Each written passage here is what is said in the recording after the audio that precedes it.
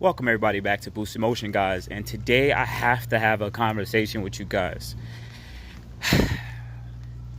You ask so much questions about the Burger Tuning Boost controller, and this video I'm gonna try my best to update you guys on everything, on the do's and don'ts, and just some of the basic information, because some of you guys asked me some real basic questions. So anyway, guys, let's go. This is that video. Let's jump into the car.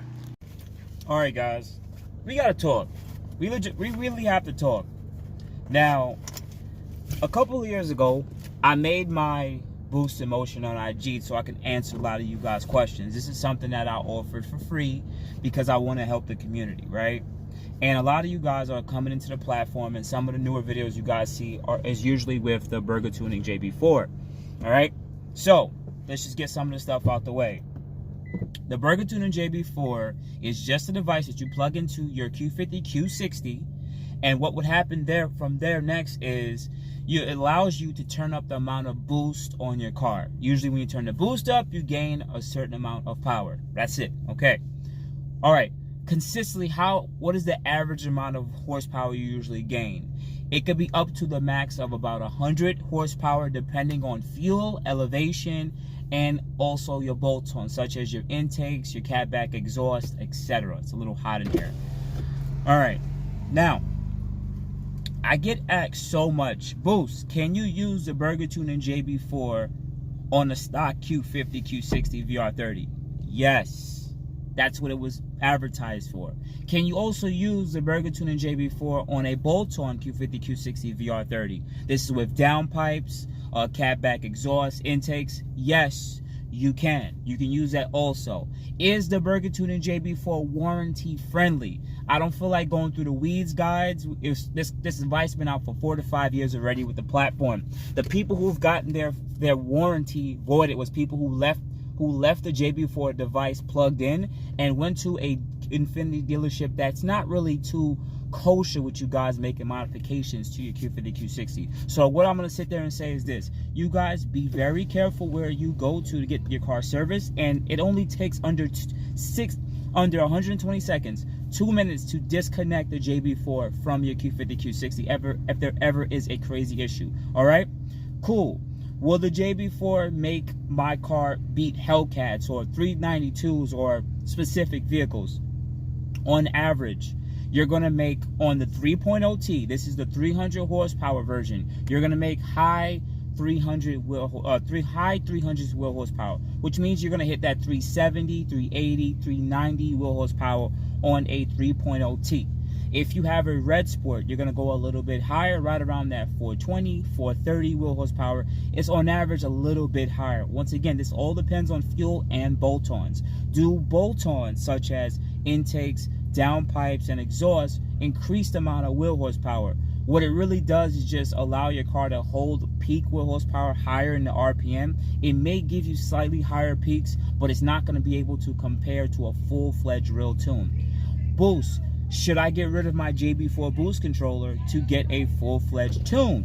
Now, you can't compare the two. It's apples and oranges, guys, okay? This has been said plenty of times. It's apples and oranges. JB4 is a quick device that you plug in and gain a small amount of wheel horsepower without really having to make much changes to the car, right? But compared to a full-fledged tune, where you have a tuner that will change other parameters on the car, where you can optimize the amount of performance, it just can't compare. It's just not going to compare. All right? So if you do want to just graduate and jump right into a tune, you can do so without even going into a JB4, right? Cool. Some people have stated that they wasted money and time getting a JB4 Boost controller, and I understand that, because here's the thing. Some of you guys now that are coming to the platform, you are getting pre-owned Q50s, Q60s from 2016, 2017, 2018, because the car is a little bit more affordable now and there's more information out there for it, correct? Okay, cool. So let's move forward with that. So most of you guys that are getting this car financed, you should just get a full-fledged tune. This car's been out for almost 6-7 years right now, and you really shouldn't be worried so much about stuff breaking, because if something's going to break, it's going to break regardless. No matter if it's a Red Sport or a regular 3.0T Sport. It's just that when you modify the car, things that were already a failing point will start to show its face. So the next question you guys are going to ask me is, Well, putting on a Burger Tuning JB4, I've heard that it blows turbos and I heard it blows motors. Is that true? No, you can talk to any Infiniti tech or anybody that's in this platform for quite a while, or just anybody who just works on cars and does this type of stuff. They're gonna always sit there and recommend get a full-fledged tune, as which I would also say you should get a full-fledged tune. But what usually happens is when people blow their motors, they're blowing their motors because they never really check their oil.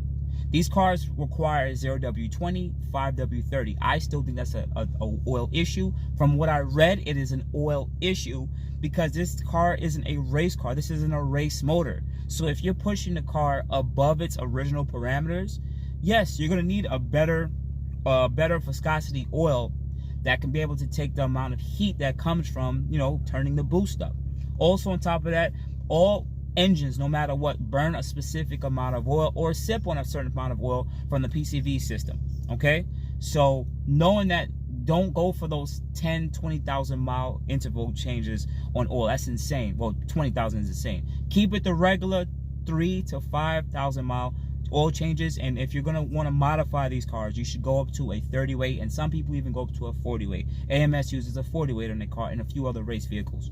So knowing this, does the JB4 blow turbos? Usually what happens is, if your turbos are gonna go, one thing is it could be because of an oil issue. Once again, oil starvation. Number two, oil temperatures. This car does not come with, unless you have a 3.0T Sport or a Red Sport, it comes with an engine oil cooler, okay? Regular 3.0Ts do not come with an oil cooler. Why is this important? Because if you're turning the boost up, you're putting more heat into the motor, which means the oil temperatures are going up. You're gonna start seeing 230, 240 Fahrenheit, which is super hot, 250, which is insane on a 0W20. This oil is too thin, so a lot of the metal components in your motor and your turbos will actually start touching each other, and that's where you put the extensive wear on it. Also on top of that, some of you guys, from what I've been reading and noticing, is you guys have been installing blower valves. If you have a boost leak on your blower valves that you install aftermarket, guess what's gonna happen, guys? When you turn that boost up, the car is gonna call for, let's say, 15 PSI, right? If you have a boost leak, the turbos have to spin even quicker to reach that, which means that now your turbos are spinning even faster than they they're already spinning faster because you want to turn the boost up, but now they're gonna spin even faster to hit that 15 PSI over a boost leak.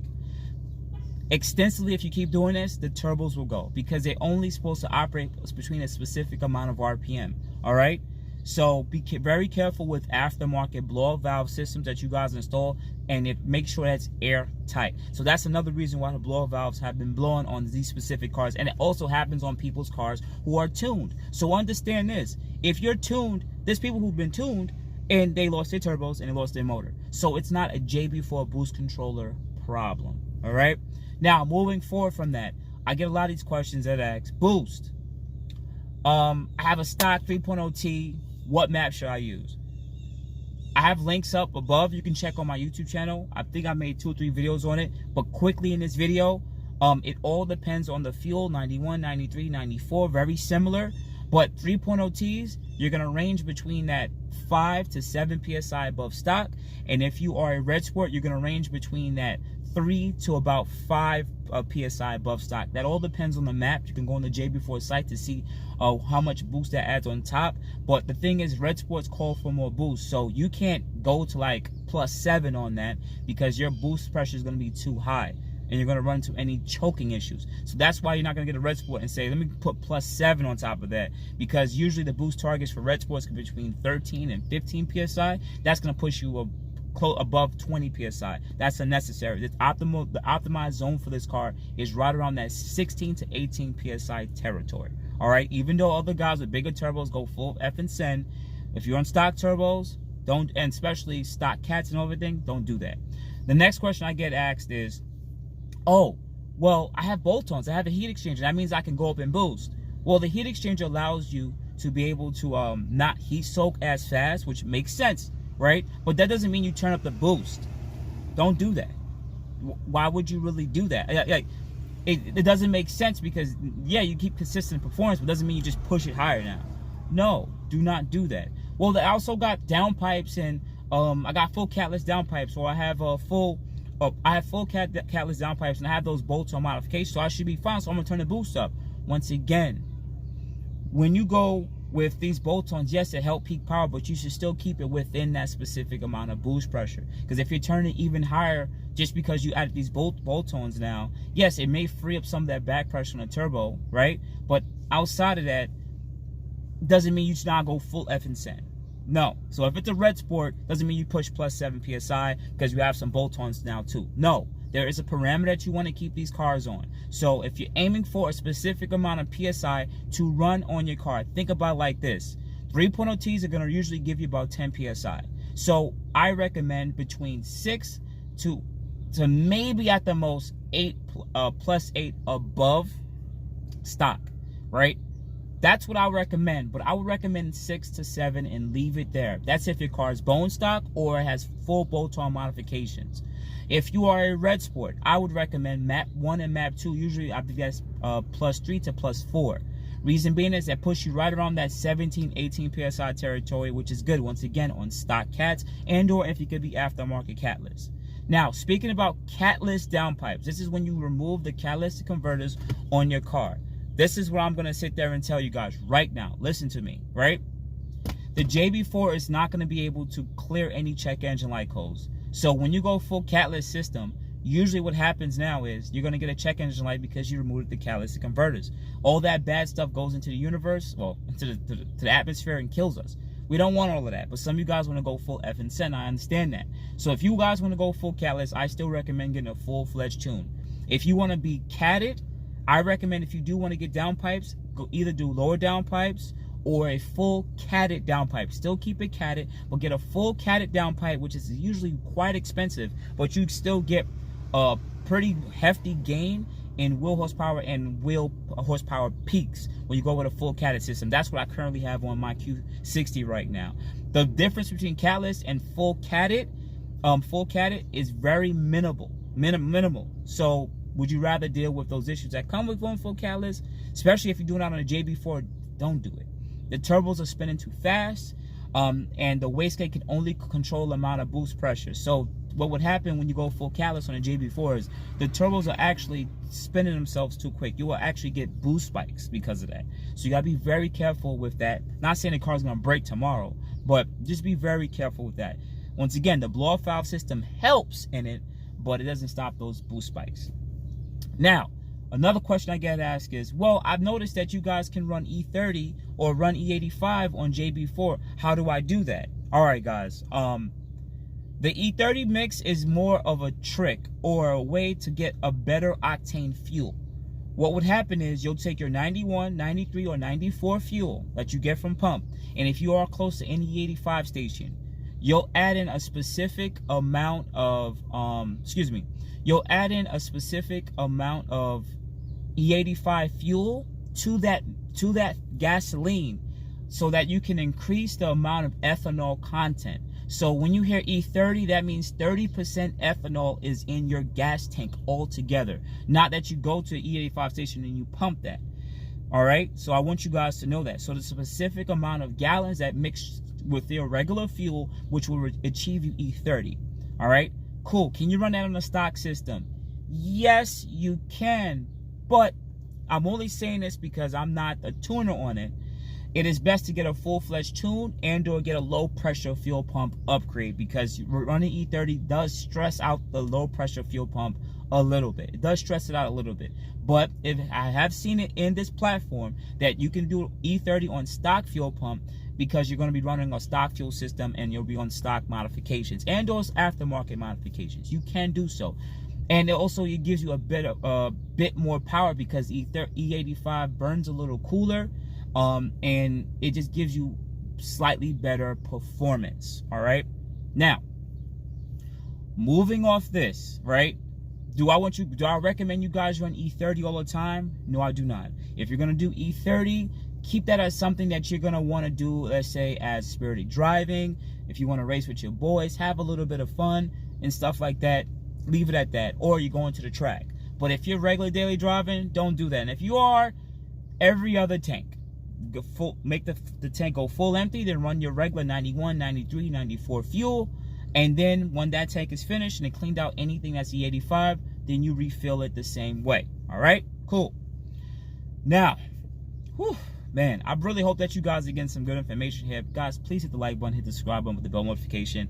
I should have said that at the start of the video, but I'm just trying to jump in here and just give you guys the best information I can. Now, moving forward, these are some of the other questions I get, because we're coming closer to the end of the video now. Boost, well, I have fuel wires. Should I run fuel wires on my JB4 Q50 Q60? And here's what I'm going to tell you guys right now on video. I don't recommend fuel wires, because the reason why is if you're on 91 fuel or 93 or 94 fuel, depending on, I would say, the ambient temperature, how hot it is outside, I've noticed that if you're trying to run fuel wires on regular fuel, you will pull some ignition timing, because your car is going to be having higher charge attempts. So the fuel might not be good enough, the fuel octane is not high enough for you to pull that timing. That's why Burger Tuning uses an E30 mix, so they can run the fuel wires so that it can pretty much bring the fuel trims down, or push or trick those AFRs to be a little bit more closer to the leaner side. Here's a quick example. AFRs on a JB4 could be high 11s. Yeah, low 11s, high 10s, which is pretty on the rich side. So what the fuel wires do is it tricks the oxygen sensors to read that the car is reading like 11.8 to like 12.2, which usually puts you in a better category for fuel trims and or a better performance. This is like its own little way of like working around to get something like a tune, right? And it only kicks in when you're wide open throttle, and usually after like 4,000 RPM and up when you're full wide open throttle. But what I realized with regular fuel, you'll pull timing. On E30, it usually helps, and you actually won't really run into any ignition timing being pulled, because E30 mix runs a little bit different than a 91, 93, or 94 mix, okay? So now that you guys know that, what I recommend in daily driving, you can plug them in, you can turn them on, whatever, but it's something that it isn't going to kick in unless you are specifically trying to race. And even by the time you're doing it, it should really only be for sanctioned events and or drag racing. That's really it. But it does gain that extra amount of wheel horsepower when you run it with an E30 mix. Now, people ask me this question about, what about the wastegate connectors? They came out about 1.5 years, 2 years ago, and I did not install them on my Q50 when I could have. My car Q50 was tuned, and on this car I had the JB4 on for like 3, 4, 5 months, but I still didn't care to install anything like that, because I don't have the proper information on how to connect it. But for the guys who would want to know, not really connect it, but to like get into that realm, because I know I was getting tuned anyway, what it does is it pretty much hacks the signal from the wastegates. And what this will allow you to do with the JB4 is you can control how much the wastegates are closing and opening.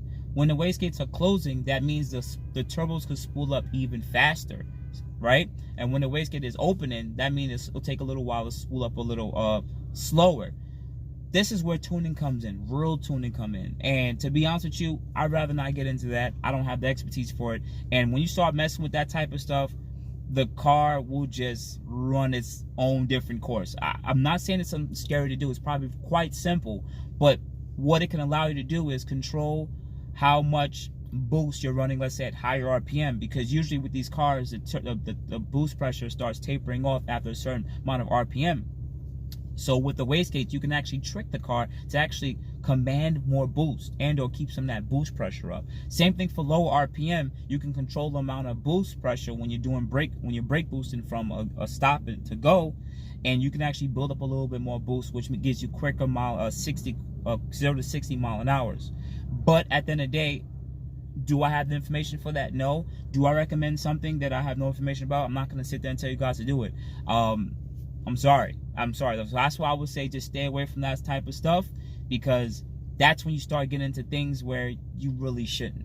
So all in all, what is my burger tuning JB4 experience? I honestly gotta tell you guys, from having it on both cars, it was good. I enjoyed it. It gives a quick boost in power. It's very reliable. It works when you need it to work there. You can add in fuel wires and ignition time, and you can have different maps, valet maps, all that other stuff that's on their website. It's a very convenient and easy way to get things done. And I do recommend it for people who have warranty cars or cars that are, let's say, leased and they just want to get a quick bump in power, and then after they're ready to get rid of the car, they just sell it. But to be quite honest with you, also on the other side, if you want the maximum amount of performance, you're gonna need to get a full-fledged tune. A JB4 car will just not perform on a level of a full-fledged tune. It just won't. My trap speeds on a JB4 bolt-on were right around low teens, 112, 113, 115 miles an hour. Take the same bolt-ons and get a full-fledged tune, I'm trapping 118 to 120. So that's almost 5 miles an hour higher than the top speed on a JB4. 5 miles an hour is a big difference in performance, especially to 0 to 60 times, and 60 to 130 times will also change too. So understand, this is totally different, apples and oranges, between JB4 tune and JB4 boost controller and a full-fledged tune. Outside of that, I will still put links below, or I'll probably have links already in the bio if you guys want to purchase the JB4 boost controller. So definitely check that out on my channel. Once again, shout out to Terry Berger, shout out to the whole Berger tuning team. Much love to them. I believe I probably helped sell a lot of their products, and I didn't get really no kickback or anything from that. It was just something, I was making content with it. Just keeping it honest with you guys, they did sponsor about 2-3 years ago the Berger tuning heat exchanger install for this for the Q50. So they did take care of me there. But outside of that, I think they're a great company. Much love, much respect to them. They also make JB4 for other platforms, such as my Mercedes C63. I'm still learning it for that car. Car is a little different than the Q50 Q60, but we'll get down. We'll get that stuff running. If not, we'll see what we're gonna do. But outside that, guys, I hope I answered all the questions for the Berger tuning JB4. I'm really trying to think if there's anything I missed, from fueling, from installation, from different fuels to use, different maps. It's quite simple. It's something that you easily plug in. It takes 5 minutes to plug in and 2 minutes to take out. You gain from 20 to almost 100 horsepower, depending on fuel and the elevation. And it's quite reliable. You can't beat that. So outside that, guys, please tap in with me with boostinmotion on IG, Facebook, boostinmotion at gmail.com. Outside of that, guys, I appreciate you guys so much. You have a good day. Thank you, everybody, for watching. Do appreciate you guys. Love you guys very much. You can also check out the 2 links I posted for some of my other videos. Also, on top of that, if you want to purchase some boostinmotion merch, definitely check the link that I posted also. And finally, if you've been watching all my videos and you enjoy them, please hit the link to subscribe to my YouTube channel. Thank you.